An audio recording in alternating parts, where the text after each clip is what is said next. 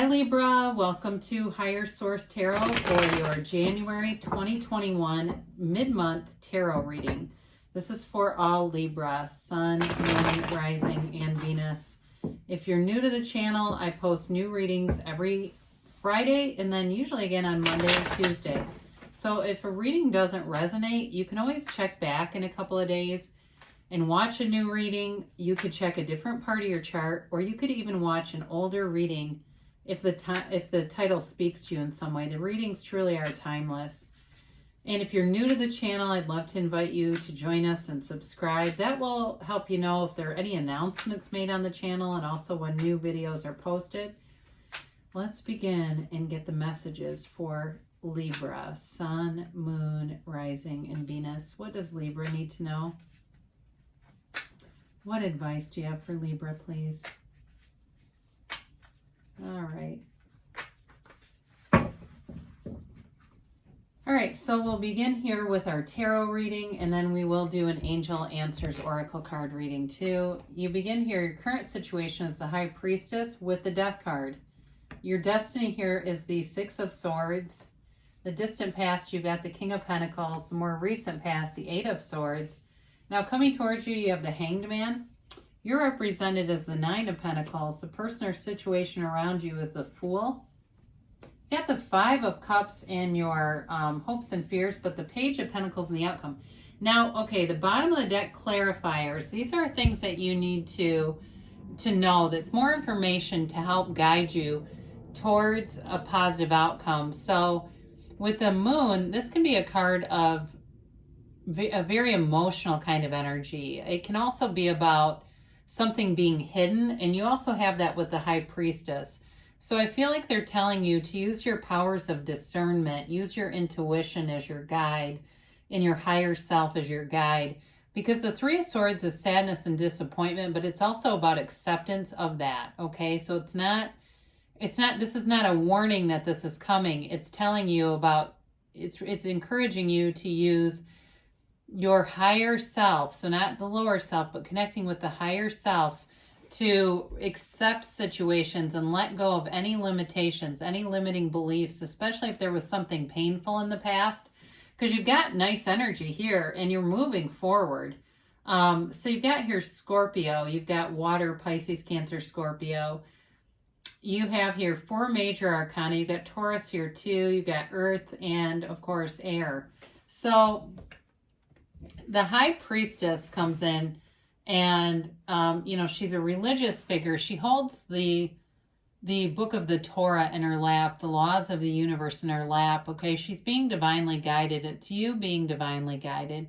And it's also a card of high vibration. The waves in her gown create this pool of consciousness. All right, that's the beginning of the pool of consciousness, which you see in the moon, the star, and also temperance. There might be another one too, but anyway, so with this, it's really about having infinite possibilities at your disposal. But the thing is about the High Priestess is it is a card of potential that needs action. And what I feel like they're telling you with the Death card here, the Death card represents your higher self. The skeleton is your higher self, and it's telling you to let go of something. So it may just be as fundamental as limitations, any kind of disempowering thoughts, anyone around you who tends to give you disempowering messages. Because with the Death card, it's transformation. So you've got this wonderful potentiality with the High Priestess and the transformative energy of the Death card. So it's allowing you a rebirth. It's allowing you to reinvent yourself. For some of you, the year of 2021 will be all about reinventing yourself and taking risks and allowing yourself to walk free of the limitations of the ego. Anything that kind of scares you, I feel like you're going to take, it's like this jumping off place for you. So for some of you, if you let a relationship die in the past, there is love here, but there's also nice money aspects coming in for you too. So the Six of Swords shows up, and it is a card of a journey of spirituality. It's moving forward with this guide, right? And the guide is, again, it's your higher self. It's represented multiple times. So if you're not one to do manifestations like meditation and setting your intentions and visualization, it may be the turning point for you to begin some of those more spiritual practices to come into alignment. So one of the most simple ones is the meditation, just to clear your mind. And the swords represent thinking and a tie to thinking. So I do feel like this is important for somebody here. Even though it's you and your element, we're being careful about not overthinking things and moving forward. This is also a card of journeys in terms of travel too. So for some of you in your destiny, you do have travel as part of your lifestyle, and you have a lavish lifestyle represented here too. So allow yourself to be anything, Libra, because you've got nice aspects. Now in the distant past, you got this King of Pentacles, and it may have been related to either a relationship or a job that was it really felt restrictive, except there was some element about it that you liked. Okay, it wasn't completely dog shit, but it was like there was someone here I feel like you really connected with and felt loyalty towards. They may have been a mentor, very kind, caring energy. A lot of things in some areas things were good, but it was like there was something about it that wasn't quite right. And so I feel like for some of you too, it may have been about playing it safe. You staying in something that felt safe and secure, and it was financially secure, or at least felt that way for the time being. Again, this is the distant past, so this could even be pre-pandemic. If you were in a job that you thought was never going to end, or a relationship, again, you felt like wasn't going to end and it got upended. Some of what it created was this inertia of the Eight of Swords.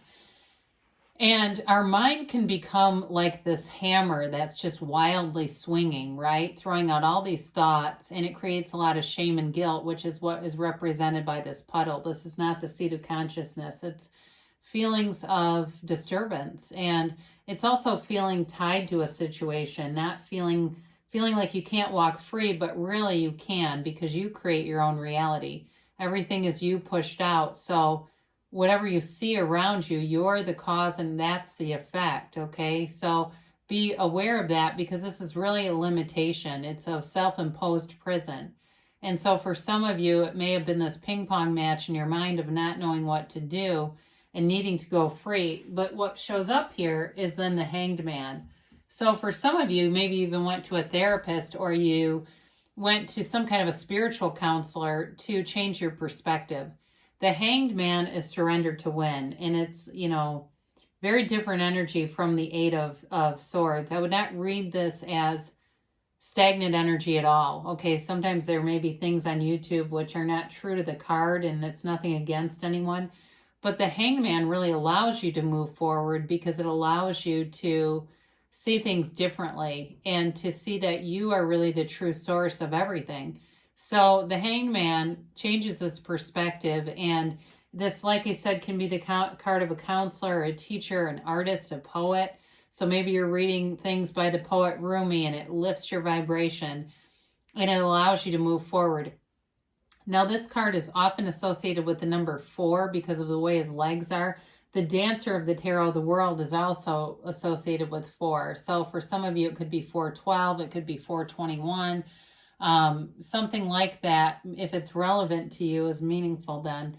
So with this, though, it allows you to move forward by grounding you, by getting you into who you really are, and allowing you to let go and release any resistance. Anything that's holding you back, you'll release it. You've got it multiple times here too. So you're in a great place in terms of feeling good, manifesting money, manifesting. So if it was a job you needed to let go of, there's a better one here that brings in much more security, success, and certainly money. For some of you, this may also be about making a move, a physical move to somewhere that it feels like a vast improvement wherever it is. But the Nine of Pentacles, she is a single lady card, but she is also about attracting a lavish lifestyle. So it's a card of security, of abundance, of prosperity. And again, there's friendships here too. So it's not just in the financial realm. It's also bringing in people around you who are more high vibrational people. I mean, you have here 5 major arcana. So you've got 5 trump cards, and they're trying to communicate an important message. So the situation you're headed to is, it has no restrictions. It knows no bounds. If it's a person you're meeting, they are free. This person is carefree. They live life by the moment. They're not afraid to go skydiving or take risks or bungee jumping or any of that stuff. They live on the edge and they have fun doing it. Now, it doesn't mean they're completely irresponsible, but I do feel like they offer a lightness, and it's in here a few different times. If it's somebody from your past, again, you may have thought at some point they were too immature, and you might be looking at them differently now with the pandemic and saying, I could use a little fun. I could use somebody who takes things easy. They're light. They don't take themselves too seriously. For others of you, if it's a job related, it'll feel liberating. It'll feel like somewhere where you have a lot of autonomy and freedom. If you like, talk about difference between the 8 of Swords and this, I mean, if you were feeling restricted before and limited, you're now limitless, and on this journey that begins with pure potentiality. It's a number 0. So anything is within reach with the Fool. It, like I said, it knows no bounds. It can be a love that knows no bounds, or it's a career that's really taking off. Now, your hopes and fears here, you got the 5 of Cups, and they're just telling you to appreciate things around you. See the good in everything around you, and more will be returned. To those who have more, more will be given. Knock and the door shall open. And so if you are looking at things that you think are a loss, there's things all around you that are a gain, that are synchronicities, bridges of incidents that are bringing in more to you. There's literally a bridge in this card too, and I didn't plan on that. So the outcome here, you've got this Page of Cups here, and he brings in an offer. Now, it is lighthearted. It's developing, so it's not in full manifestation, but I do feel like in terms of, I said before, in terms of a relationship, it's somebody who is easygoing, easy to be with, fun, and that might be just what the doctor ordered. Now, it's also a manifestation in the 3D world. He's a law of attraction card. So he's here to tell you to be aware of your vibrational set point. Be aware of what your focus is. Use that vibrational emotional scale to raise your own vibration, lift your vibration, because you can't keep what you aren't willing to become. And he's a development, so you can begin to manifest something and lose it if you're not in the frequency of it. So it is a movement forward, though. It also, like I said, it can be a chance encounter with an ex. It can be a reconciliation with an ex too, which I do see that here. But I see, like I said earlier, someone here who feels new and fun. Probably that would be the more predominant energy here. But again, in a career too, I definitely feel like you've got autonomy and liberation if you were feeling restricted, or even if you were feeling tied to something because you had a good relationship with somebody who was there, but it wasn't enough to be sustainable. It wasn't enough to continue. All right, and let's get a timeline here for Libra.